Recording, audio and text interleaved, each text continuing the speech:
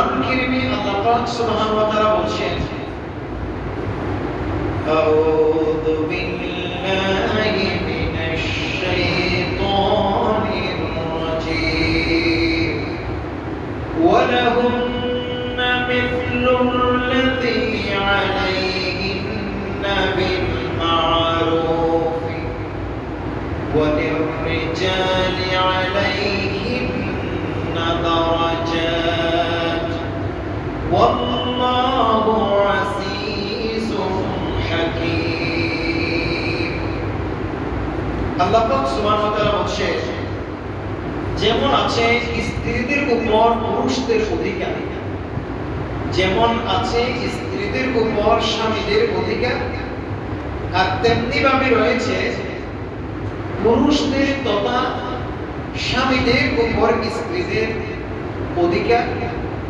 যেভাবে স্ত্রীদের অধিকার রয়েছে, সেভাবে স্ত্রীদের উপর স্বামীদের মর্যাদা রয়েছে।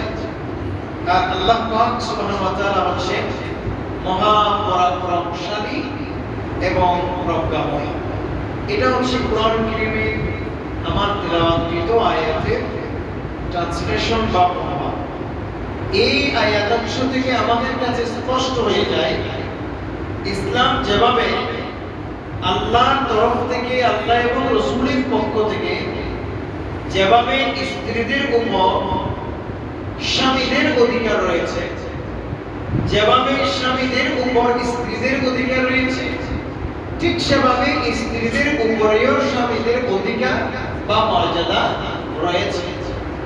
এটা আমরা কেউ বানাইনি, এটা আল্লাহ পাক সুবহানাহু ওয়া তাআলার পক্ষ থেকে ফয়সালা।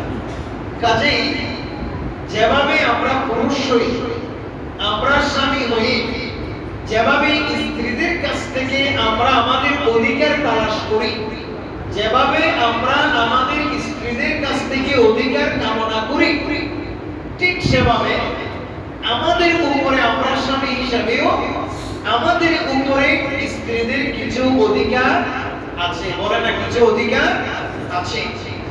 এটা কোরআনুল কারীমের ফয়সালা। কাজেই আপনি শুধু স্বামী হিসাবে স্ত্রীর কাছ থেকে অধিকার পাবেন, হক পাবেন, বিষয়টা এরকম না। বরঞ্চ আপনার স্ত্রীও আপনি স্বামী হিসেবে আপনার পক্ষ থেকে ওনারও কিছু প্রাপ্ত অধিকার বা হক আছে। কথা বলেন ঠিক কিনা? তাহলে আপনি স্বামী হিসেবে যদি স্ত্রীর অধিকার যথাযথভাবে পান, আর আপনার স্ত্রী হিসেবে আপনার অধিকারগুলো যদি যথাযথভাবে পায়, তাহলে ওই সংসার, ওই পরিবার, এটা নিছক একটা পরিবার থাকবে না, এটা একটা জান্নাতের টুকরা হয়ে যাবে, এটা একটা জান্নাতের বাগান হয়ে যাবে। জোরে বলুন সুবহানাল্লাহ।